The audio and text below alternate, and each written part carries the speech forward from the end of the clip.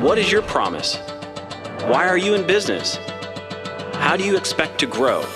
This is The Hook, a show focused on branding, marketing, and business development. You brand to inspire, not to sell. Jason Arcemont, the marketing maverick, gives expertise to business owners, serial entrepreneurs, and anyone interested in building a stronger company brand. Creating a brand is like telling a story. You've got one shot to say it all. When your marketing works, you've got them on the hook. It's hard to believe half a year is already in the books. Wasn't it just yesterday that we were saying it's Christmas time, nobody's working right now, you should stay busy, but God, this year has just passed by so fast. My name is Josh, along with the marketing maverick, that's Jason Arcemont. You're listening to The Hook, always on at thehookradio.com. Past episodes. Let me see, what else do we have there? Oh, info about what we do, like our sponsor, Brightbox Brand Marketing. Our wonderful sponsor. Wonderful. Who continues to help bring you this show every week. Unbelievable sponsor. Thanks so much for giving back, Brightbox. Yeah. Brightbox is our full-service brand marketing firm. If you listen to the show at all, I'm sure you've gotten an earful about them. It's where we do everything from marketing strategy to building out marketing calendars, graphic design, web development, video production, public relations, content writing, social media, we can just go on and on and on. I just had a conversation earlier in the week with my buddy Steven, who works at Toyota, Mike Calvert Toyota, and he said, so you guys do website stuff, right? I said, yeah. And he said, well, back in the day before I worked here, I went and got my certification for Google AdWords, and people just don't understand really why you should have your website optimized. And so we got in a long conversation about that. I said, man, we deal with this every week. Yeah. SEO, SEM, pay-per-click, AdWords.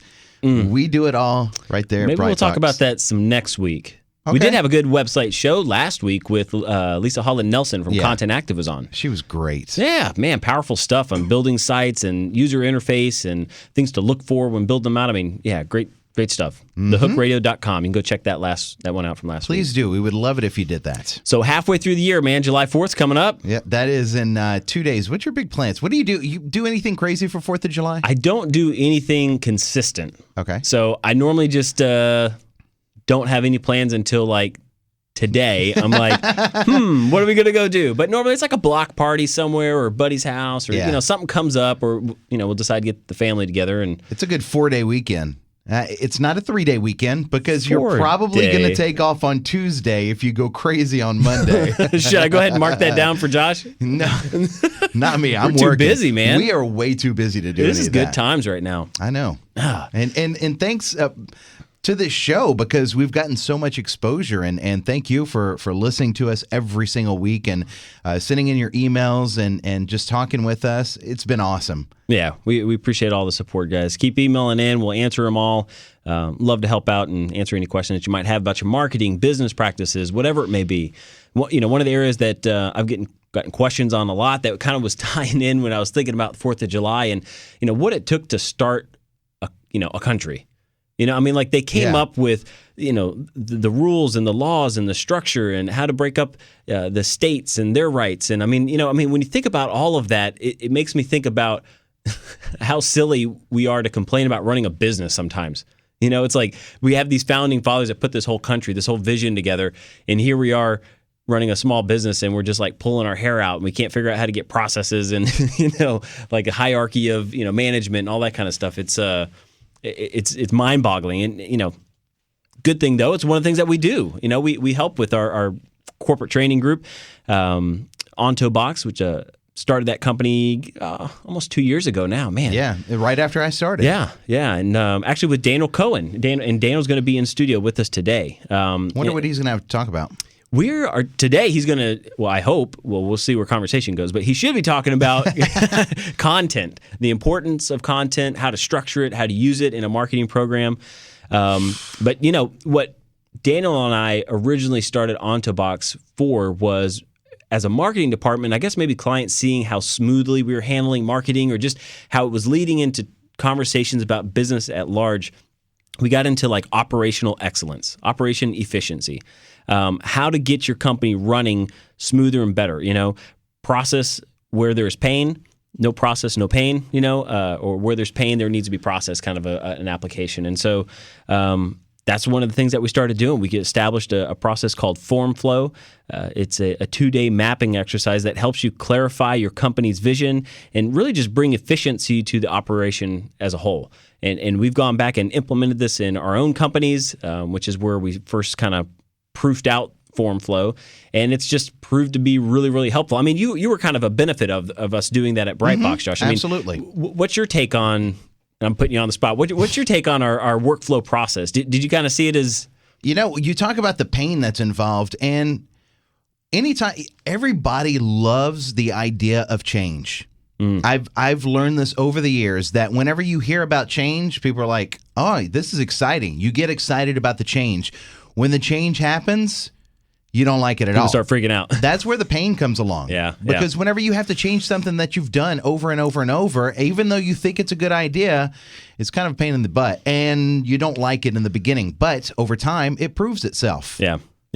And I think that's where making sure that it's well written and documented and give processes and give visual illustrations for this new process to your team really helps. And that's what we do. Kind of, we come in and we meet with the senior level to kind of clarify the division and understand, really just your vision, who you want to be, where this company's going.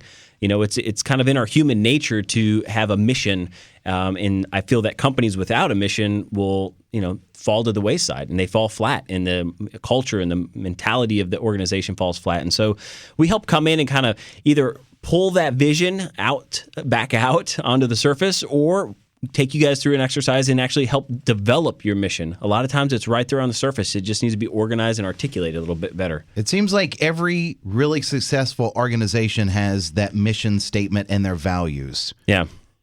How many have you gone into and you said, well, can we see your mission statement? Can we see what values you have here and what kind of guidelines you're following? Well, we don't have any of that. We just do the work. Or they're usually what they say is, I think there's something on our website. And I'm like, well, okay, does anybody know it? So what we really try to do is bring that out. Think about it as like yourself. If you've got no mission, no direction in life, that's where like depression and monotony and, all of these things can kind of come into your life and you don't feel like you're getting things done.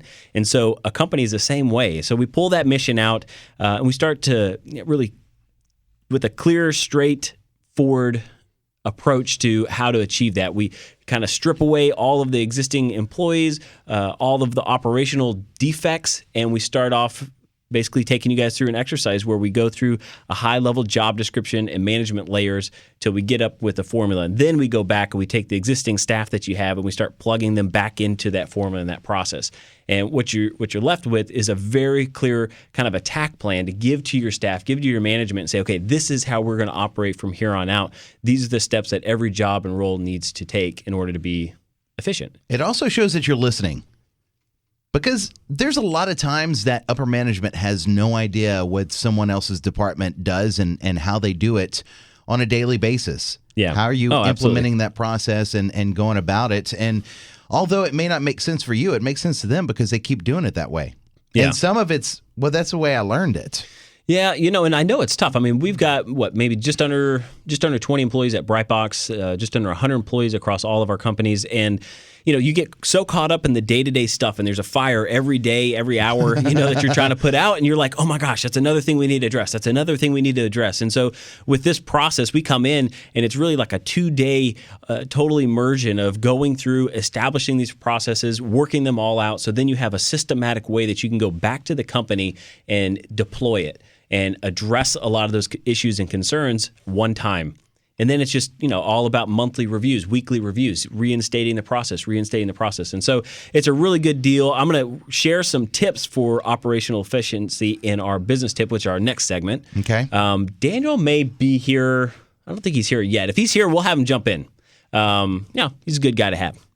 So Daniel Cohen's going to come up with RedShift Writers is who he's talking with today, is his content writing company. And so I think it's going to be good. It seems like all of you have different hats. Man. He's got a company that He's got a company that you and Daniel put together a company, and you have other companies. It's crazy. How do you manage your time is what I want to know.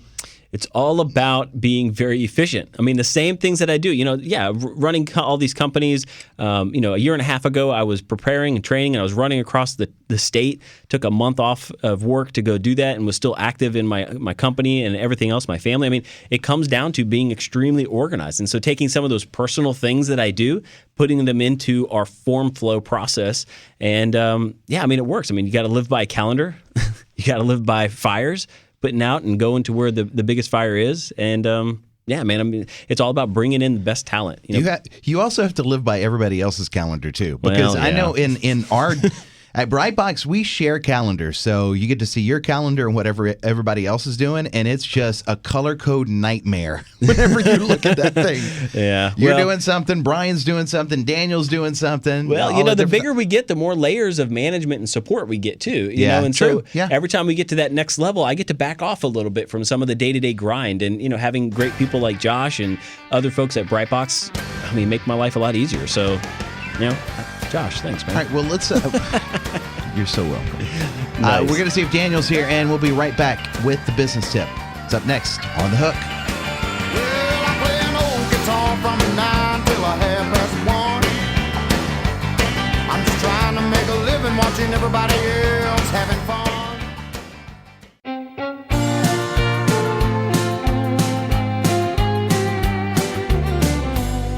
Listening to The Hook. Thanks for joining us on a Saturday afternoon. You could have been doing a lot of other things, but you can do them at the same time as you're listening. There you go. That's Jason Arcemont. He is the marketing maverick, and we are The Hook. We call ourselves The Hook. It's very simple because, well, Jason, you explain it. You're always so good at it. Well, I always looked at The Hook as like that moment in time when your message that you've been trying to get across to a potential consumer finally sinks in and you hook them. The light bulb goes off for them. They decide to re-engage with you in that sales process, and that's when you've got them hooked. You've got them on the line, and all you've got to do now is reel them in. And so that hook is really important, whether it's sales or it's marketing, and that's what my passion's been about since I started off in sales and moved into marketing and advertising and business development and consulting, is helping people find their hook. And so that's what we wanted to name the show after, The Hook. There you go. How you like that? Very easily explained. Yeah. And this segment for the business tip being brought to you by ontoboxtraining.com. We kind of talked about a lot of it last segment. Yeah, last segment we did. Ontobox Training being our corporate training group and so much more. It's powerful training for professional people, but really not just training in the typical sense. I mean, we have things like corporate leadership training, sales training, culture development, but we do a lot of workflow processes. We work with business owners and do a level of consulting that's on a training basis. So it's kind of a fixed budget. You know what you're going to get. You know what the end deliverable is going to be. And, what I was going to talk about today on the business tip is operational efficiency. It's one of those things that I'm hearing come up a lot. I'm talking with business owners and managers of companies, and they're pulling their hair out because maybe they've experienced some, a great deal of growth over the past year or two or three, and they're just kind of like, man, things are okay, but like it shouldn't be this hard, to run a business. And the reality of it is, right? Unless you stop and really put together some firm processes and put some systems together, your business is going to run you. And if you're the business owner, or you're the manager, or you're the department, manager, the goal is to turn that around so that the business is running and you're managing, you're overseeing it, and you're not living in the fires, hour by hour, which we've all been there before. So what I figured I'd do is I'll give just some tips for operational efficiency. And, when I'm talking about that, I'm saying, how can you run your business, and at least during, if you're not going to stop and do a full workflow analysis and bring a company like ours in to help you establish those types of processes, what can you do on a daily basis just to kind of prioritize your thinking? It's tough, man. There's so many things going on in a day, and so many emails, so many phone calls, so many immediate things that have to be taken care of. And so I always kind of prioritize customer first. Processes should align with customers' needs and satisfaction. So make sure you aren't creating time away from focusing on customer experiences. I know it's easy in our, hectic days to create more meetings, to create more internal phone calls or internal meetings, and create more emails amongst everybody. But if you're doing too much of that, too much reporting and too much tracking, and you're not focusing enough of your day percentage-wise on the client satisfaction and making sure that they're getting what they need from you first, then you take care of the rest of the, kind of the operational BS. Just make sure that you're constantly putting the customer first. Allocate a certain amount of time that every employee should be focused on customer-focused efforts or tactics, so that you don't create too many kind of layers of of reporting and forms and meetings and all that kind of stuff. Is that like when you call the bank and you get the operator and they say, well, press 1 for this, and then it's like they've created too many barriers, right? They think they're simplifying it, but what they're doing is they're lowering the customer experience. It's the emotional detachment that they have with their clients. And it becomes a problem. Yeah, and I think what a lot of people need to do is really think of how can you streamline the customer communication. Outline the typical process or order of the client relationship from like A to Z, everything, starting from the first phone call or email they make with your company. Put scripts in place where you can, and standardize email templates where you can, so that the way that you handle and the way that you communicate is more than you would if you were just naturally responding. I mean, if you would typically respond to a client once a week, we'll put a process in place, even with some templated emails or templated, kind of phone calls or scripts, where you're going to touch base with them 3 times a week. Mm-hmm. I mean, I guarantee client satisfaction, even if the quality of the work drops, the more communication you have with that customer or that client about you and the progress of their project, the higher their satisfaction is going to be with you. So that's one thing that you can do on a day-to-day basis, is stopping in the midst of all the fire and try to make contact with your customers. And really, so much of this can be templatized. Templatized? Is that a new word? Where's Daniel? Oh, that's a we gotta new get word. Daniel in here. Yeah, so much of it, you can create templates and scripts for these things so that you're not having to think of it off the cuff. Like you should have typical milestones for customers. And I guarantee if you're sending them, whether it's a text message or an email or whatever, you can improve that satisfaction enormously by doing that. And the next one is really just providing employees with training and knowledge. Just like, a marketing program needs constant messaging and attempts to sink your message into the minds of the consumer, your team needs to hear your message, training, process again and again and again. And it's just like with Brightbox, we implemented a new workflow process, and it's probably been a few months now, but still, after several months, every week we have a production meeting, and every week I go through the workflow process again.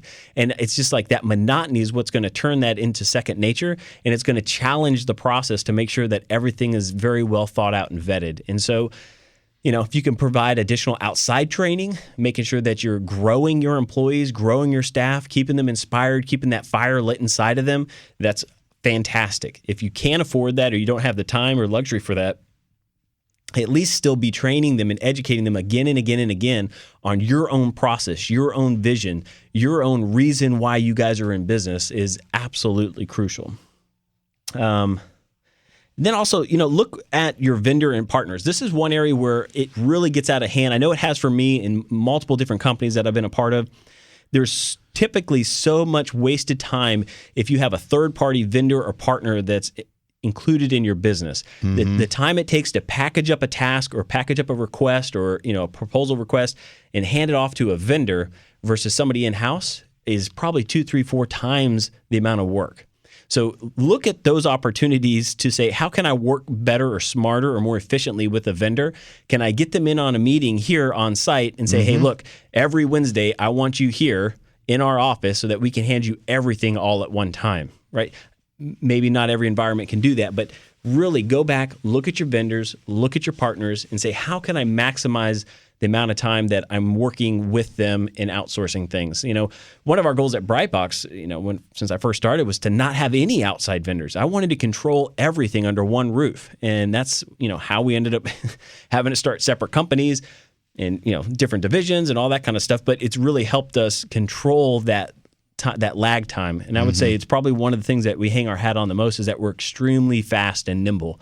For a company our size, just under 100 employees, it still feels like, a one-on-one relationship. Hey, the person you're talking to, it's almost like they're going to get the task done, even though they're leaning on 2 or 3 layers of, team members. And the last one is huge. It's all about retaining employees. a band is kind of like that. A band that played the same music for years together will always play better and tighter than a new band. They said that about Metallica. I mean, they're obviously gifted guys, but the longer they played together, the tighter they played, the more in sync they were. It's almost like they could read each other's minds. When somebody looked back and they wanted to have a delay or they wanted to have a pause in something, the band just knew it. They could feel it. Well, your team runs the same way. Turnover is it can just be detrimental to the growth of your organization. You can have as many leads as you want, but if the team doesn't run in sync and understand each other and can read each other's mind, it doesn't mean they all have to be best friends.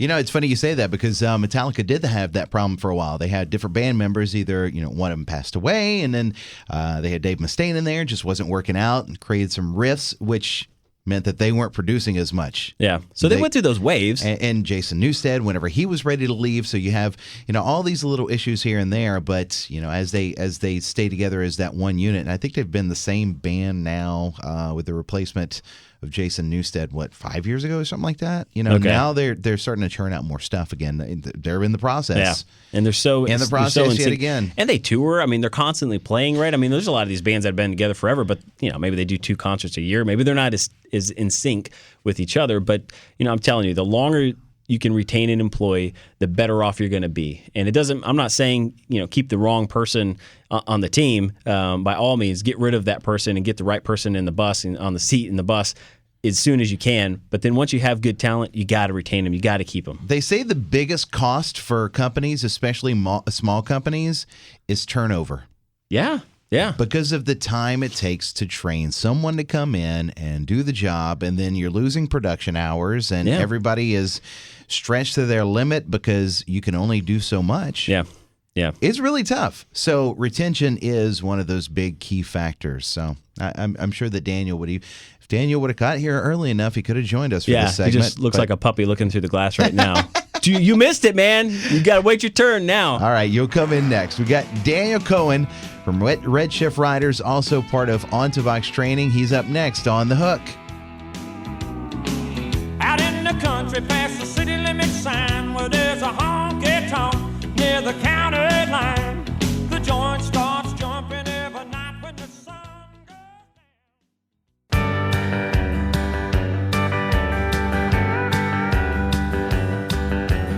down. Right back at it. You are listening to The Hook, always online, thehookradio.com. All our old interviews.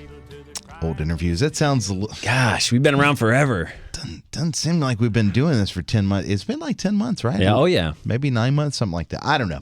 It feels like we've been doing this forever. We got a lot of interviews on the website, as well as links to hook up with Brightbox or On2Box or all of your different business affiliations. And our sponsors, they're listed on there with links out. Yeah. True so, that. Got to go check that out. And that's how you can get in touch with us, guys. We want this to be interactive. I want you guys to shoot us an email, ask questions, get involved. We'll be able to answer those questions. That's how I usually come up with the topics for the next week's show, is based on you guys giving us some feedback and telling us what you need help with. That guy's face is on that website, too. That's Jason Arcemont, the marketing maverick. And we have our guest in studio, someone that I've known for a long time. Yeah. But not as long as you. Not as long as I. I've worked with Daniel for, I don't even know, man, probably 5 or 6 years now. Started off with a working relationship. He was a vendor of mine. Then he's been a team member. And then we started a company together. Just a great all-around guy, knowledgeable in a lot of areas. Daniel Cohen with RedShift Riders today. Welcome to the show, man. Thank you for having me on the show. I appreciate it. Yeah. So I say with RedShift Riders today because Daniel's also a team member at Brightbox, our brand marketing firm, and he's my business partner in On2Box, the corporate training company I talked to you guys a lot about. So you wear a lot of hats too, man. I do. I'm busy. I got a lot of things going on. Yeah, talented people are normally busy. So yeah. Well, give our listeners a little background on Daniel. Like, how did you get started? I mean, I guess your core thing is in content, right? I mean, is that how you describe your core competency? I would say that content is the focus of my business. Your existence? I do a lot of business development, but content is really my specialty. Okay. Come from a family of writers, long history of writers, I would say. Wow. They work on a lot of different fields, and they use their talents for a lot of different industries and for a lot of different reasons. But in the end, they all were exceptional writers, and I picked that up along the way. And my family's just a family of readers and a family of writers, and that's translated into the career that I've chosen today, which is really focus on content development and all the different ways that language can be used to expand business. Yeah, that's awesome, man. I know, and we met, I guess, how long ago? Do you know how long that's been? Oh, man, it has to be about 7 or 8 years at this point. Is it 7 or 8? Okay, yeah. It's been a while. It's been a long I was time. actually talking at, I think it was a public relations, Houston PRSA maybe? It's the Public Relations Society of America. Yeah. Yeah. I was speaking at it, and Daniel had attended that, and I guess was just getting RedShift writers off the ground, right? Or had you even at that point? At that point, I was really looking at a career in content development. I was coming off of a trip to Washington, D.C. for college, and I thought about politics, and I decided not to do politics. And so I found that business was a good route because people still need good communicators in business. And so I was learning more about public relations and how to reach out to the press and how to work the media pump a little bit. And that really depends on your ability to create compelling content and get a story in front of journalists. Yeah. And I guess we met there, and then Daniel followed up extremely well. I noted some things in my presentation and style and way to approach things with your personal brand. Did you call him the next day? I did. You don't ever call a guy the next day. He killed it, man. I think you had a side gig with me like that week almost, right? We closed the deal in like 48 hours, Josh. You gotta show that confidence, Josh. Yeah, man. Nice. So it's he basically went on my website, my company website at the time, and did some digging around and emailed me, said, "Hey, during the personal branding thing, you spoke about this. I see all these things missing from your current website. I could help you out." I'm like, "Oh man, all right. Well, I'm glad you listened. How much is it going to cost me?" So we've had a working relationship ever since then, man. It's been great. Yeah, it's been really effective. So today we're talking about RedShift writers, and about how content is king. What's the premise, or what is, I guess, kind of the offering for RedShift? What do you guys? What the heck do y'all do? So RedShift writers, I like to say we voice your story. And what that means is we capture the heart, soul, and spirit of a company and transform it into a voice, which consists of structure and tone for every piece of writing and every piece of content that you put together. The way that we do that is we go through an extensive research, analysis, and outline process, which then turns into fantastic content for companies that gets results, measurable results to achieve specific business objectives. Wow. So I guess I know for Brightbox side, I know where a lot of that content normally goes, but what would you say is the typical person that's reaching out? Because that may sound a little daunting to some of our listeners who are like, well, I just need something for my brochure. What's the typical engagement for you from somebody looking for content and is approaching RedShift writers? That's a good question. So I like to say we specialize in a skill as opposed to an industry. Okay. So we're great writers. So it doesn't matter if you're getting off the ground and you need name, slogan, and category that, hey, this is what the name of our company is, this is what we do, and this is the key selling proposition. Or if you've been around for a really long time, you need to revamp your website. Or if you're trying to develop content for something that's a much bigger and better project, something like a book, we'll help you develop that. We basically specialize in making sure that the content is on the mark. Whatever your specific business objective is, whether it's achieving a spot in Google, driving sales, driving conversions, we help you do that, and we help you figure out how to use content to get it done. Awesome. And what's the best way for somebody to go check you guys out? Is it redshifwriters.com? Or yes, what? You can go to redshifwriters.com, or you can send us an email at contact@redshifwriters.com. What does that mean? RedShift, that's a good question, Josh. So when we originally formed the company, I like to look for kind of a metaphorical way of naming companies. And what I mean by that is generic names tend not to work, unless you've been around for a million years. Even GE was General Electric, right? So they changed their name from General Electric to GE to be a little bit less generic. And so I was looking for a non-generic name. Well, one of the lists that I ran through and some of the research that I did was actually on space terminology. And RedShift is a space term. It's redshift as is to light as the Doppler effect is to sound. So when you're standing on a street corner, if you've ever had a car coming kind of in your direction, not directly at you, but in your direction. I've had that before. Me too. Then you might hear the sound from far away, and it appears to get louder as it's coming toward you, and the wavelength appears to be longer as whenever it's coming toward you. The same thing is true of light. When you look out at a star, you can see that the light magnifies when the light's coming toward you. It appears to be a longer wavelength. So redshift, basically, it's a metaphor that we, with every piece of content that you get, you're going to have a lasting impact. And it's that metaphorical meaning behind it. And it's a symbolic meaning underlying our name. So it's something that can stick in people's minds. Okay. You look like you're really processing that, Josh. I think Josh is just deep in. Well, all right. what this does is, that way we're not generic content writers, right? Yeah, We're just Houston like Writers Association. the Houston Writers Group or something is like RedShift Writers has a spirit, a soul, and a symbol. Yeah. And we live up to what we promise other people. But if you would have been AAA writers, then you would have come at the beginning in the phone book. Yeah, Yellow Right. Pages. Yeah. True, and people would come to us for oil changes, and when they're stranded on the side of the road. I need a tow. What's funny is that you said this earlier, and I don't know if everybody understands this. You said that what you do is measurable. Maybe it's not funny, but what you do is measurable. A lot of times whenever we're in meetings and you say that, nobody understands. Like a client doesn't get that. What you do is measurable. But in everything that you put together with the website and SEO and pay-per-click and all of it is measurable over time. Kind of talk about that a little bit. That's a really good point, Josh. So it kind of falls into two categories whenever you're writing, right? When it comes, on the one hand, there's an aesthetic side, there's an artistic side, right? Where if you're developing a logo, if you don't have a nice logo, then your company's not going to get off the ground. Very simple measurement. Either you succeed or you fail. Pass-fail kind of score. And if you don't have good content, you're going to have a pass-fail kind of score system going on as well. On the other hand, some of it is a lot more granular and a lot more measurable because when you develop an email blast campaign that by changing certain language, you can get better or worse results. You know that when you write certain, you put certain keywords into your web pages, you're either going to rise in the rankings on Google or you're going to fall in the rankings on Google. And so you have this very specific, measurable, this is the analytic that we're using, and we either improved our standing or we worsened our standing, and we need to see what happened and why so that we can adjust it for better success the next time around. And something else that we have to think about too is that if you already have a presence online, you don't want to mess with that a whole lot with what you're writing. You want to use some of those same keywords because you already have that Google. It's equity.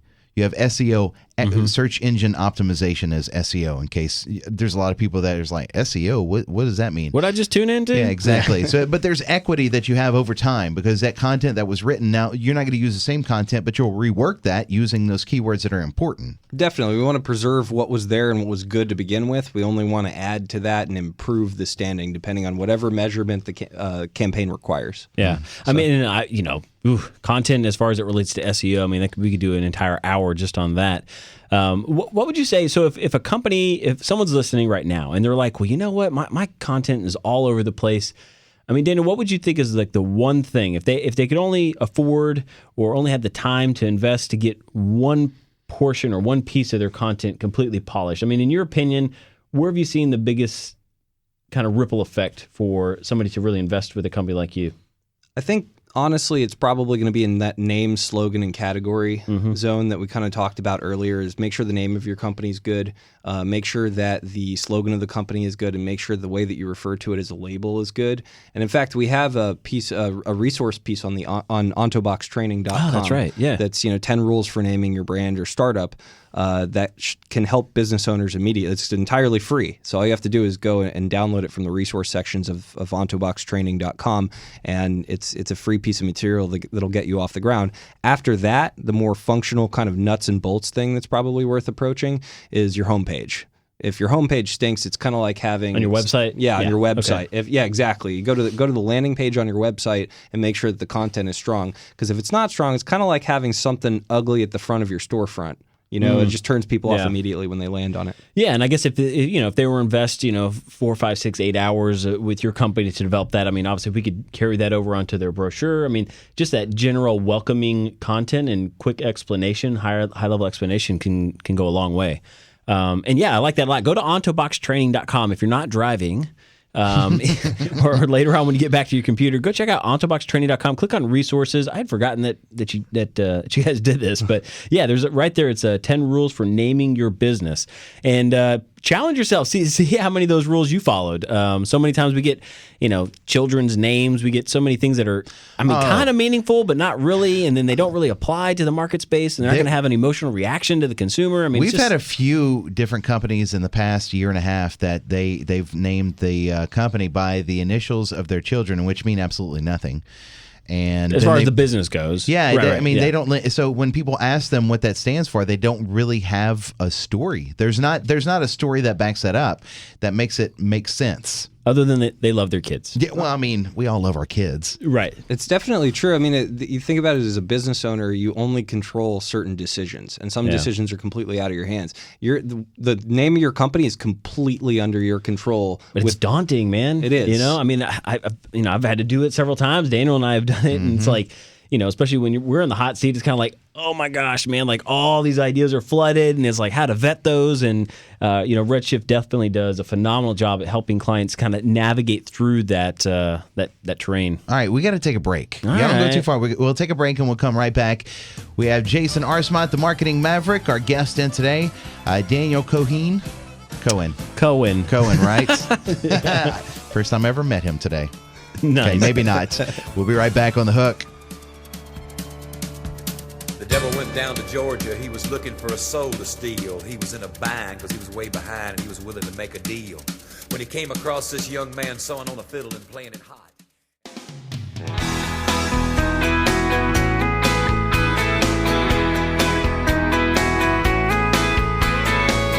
TheHookRadio.com is where you find us online. Talking to Daniel Cohen right now and Jason Arcemont. That's the marketing maverick. And if you want to find out why we call him that, it's because he's wearing a cowboy hat and he's got a lasso right now. Some chaps on. Hand me a Lone Star, Josh. Exactly. Wait, That's not why. Let's clear it up real quick. That's not okay. why I will be honest that he does not have the chaps on. the cowboy hat and lasso, though. Oh my gosh. No, that is not it. Talking to Daniel today about ontovoxtraining.com and RedShift writers and content. Yeah, just The meeting that we have all the time, you and I, Daniel, is after about a month after I kick off a project with a website. You know, I meet with the client, you meet with me and the client, and they say, well, no, we're going to go ahead and do all of our writing. Oh. We're going to write all our content. And Yeah. Daniel looks at me, he's like, oh, okay, you know, that's fine. That's great. You do that. And then after that client leaves, he's like, it'll take about a month. And it does every time. They come back and they say, well, okay, we can't do the content because we just don't know exactly what to write for these pages. We don't know how to get those keywords in there and the terms. And every time you're like, yeah, I told you so. So it happens a lot, doesn't it? It does. There's a delay in the project almost every single time. It's almost always held up by content because we can take care of the design and development. You know, as on the marketing side, it's pretty easy to take care of that. It's pretty much, you know, what people are paying for up front. But there's this prevalent notion that if you speak English, then it's going to be easy for you to put a bunch of words down that are going to work. I hate writing. You're not alone. We're counting on it. Hate it. we're counting on it. It's common though. It really is common that people either don't like it, or it takes them forever, or they don't know what to write, or it's not effective, and then they come back to the table a month or two later. You know, if you pay for that up front, just let an expert guide you through it. We might even be nice enough to tell you a little bit of what we're doing if you're trying to automate that in the future, and it'll get that part of the project out of the way, and you'll move forward much faster, and it's Yeah. much better ROI. I mean, especially if your website is a lead generation or a sales tool, I mean, you know, to think that you could be wasting months. I mean, I've seen clients stuck in the mud about, you know, writing their own content and take months extra time to launch the website. And I'm like, you know, had we launched this site, if you just paid the money for content writing and we launched 2-3 months earlier, how many more leads could you have gotten? How much more business could you have generated? So yeah, it's always kind of frustrating, but you know, like you said, it's there's a certain amount of organization around coming up with content. You know, one of the things we were talking about as we went to break is like the need for websites to become more mobile. Is that something that you guys are taking that in consideration when you're looking at content now? Because there's always been that battle between, well, we got to have enough content for SEO, but well, now if I'm only looking at it on my iPhone, like content's almost more crucial, right? Because you got less real estate. You have less room. You got to Yeah. make sure that it's shorter and more to the point. You know, on the back end, you can always write these longer blog posts, and there are people out there who are going to be reading these things. You know, when you see people on phones all the time, right? And sometimes they're reading longer form content. But you're absolutely right. A lot of times, it really is the mobile version of the site, and you got to get something short and snappy and aggressive onto your homepage to make sure that it converts and that it converts fast. Yeah. my gears are turning on a couple things that we probably need several accounts that we need to talk about. But, it's interesting, folks.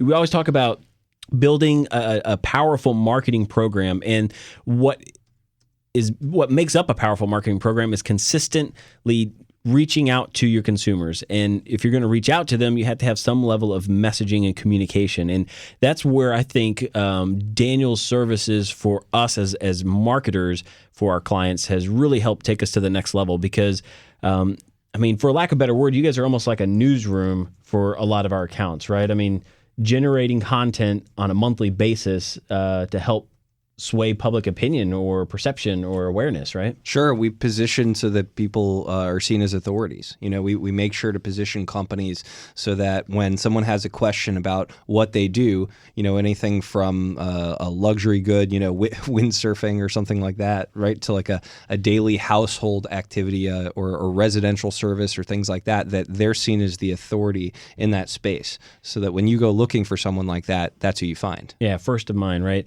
And it's interesting. It's probably one of the main things I get asked the most is, Jason, I want a marketing program that positions us as the authority, as the leader in the market space.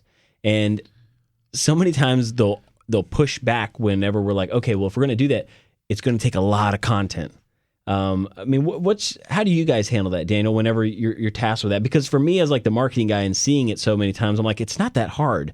It's hard. It's a lot of work. It's a lot of hours of labor, but most clients just don't buy into it for some reason. I don't. Is it just maybe they don't have enough content, or they feel it's too difficult? What's your take? I think it comes back to what we were talking about earlier, that there's a perception that if you know how to put a lot of words down on paper, that it must be easy to do, right? To do it in a way that sells. And it's not that easy. It takes a lot of work. So I think people see the daunting task of putting content together. There's a little bit of a block, and they don't want to embark on that.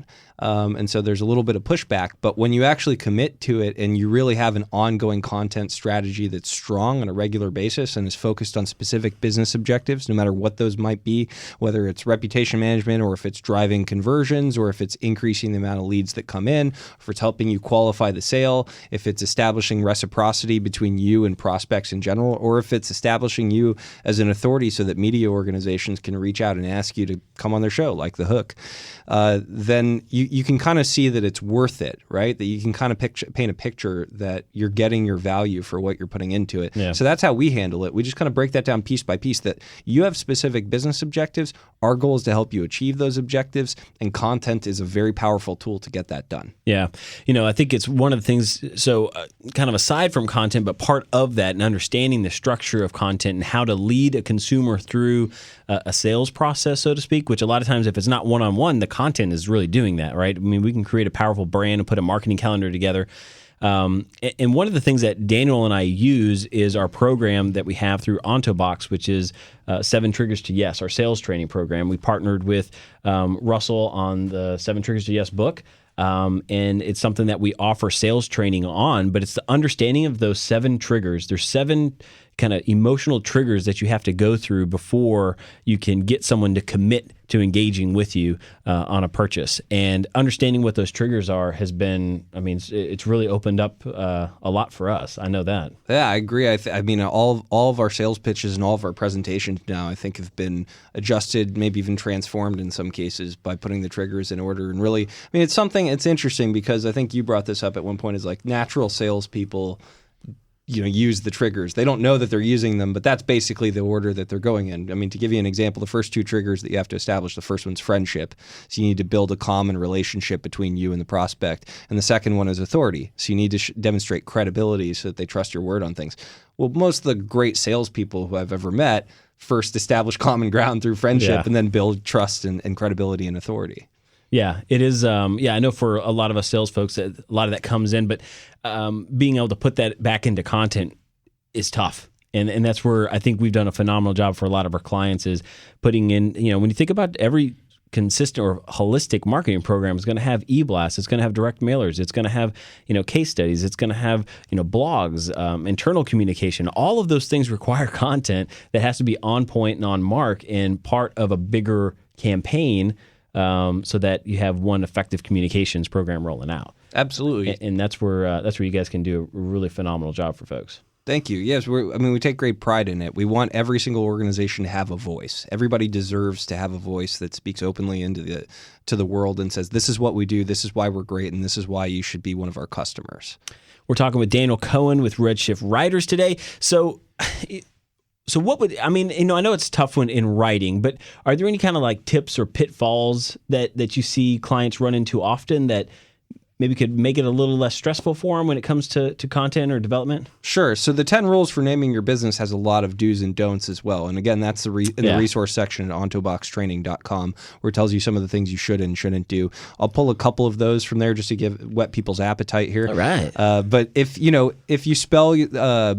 with the exception of modern apps, which have funky spellings, if you generally spell your company in a way that it doesn't sound to the ear, then you've created a real gap in terms of word of mouth, right? Because if you have, you spell limousine, but it's like Limozeen or something, right? And that's the name of your company. Well, people are going to spell it differently when they Google it. So when they type, limousine Houston or whatever it is, they're going to get something besides your company. And so you want to bridge that gap. That's one thing that people do wrong. The other thing that we kind of spoke about a little bit earlier is you don't want to have a generic name. Brightbox brand marketing. Brightbox, there's nothing, if it were a generic name, it would be, Houston Marketing Services or something like that. So you need some kind of metaphor to bridge the gap. Amazon is a river. It has nothing to do with books, and it had nothing to do with selling things over the internet.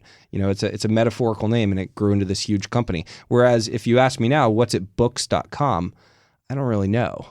Right. So that's interesting. I'm going to look that up. Yeah, I'm on it. I'm typing it in right now. Books.com. It probably goes to Amazon. Probably.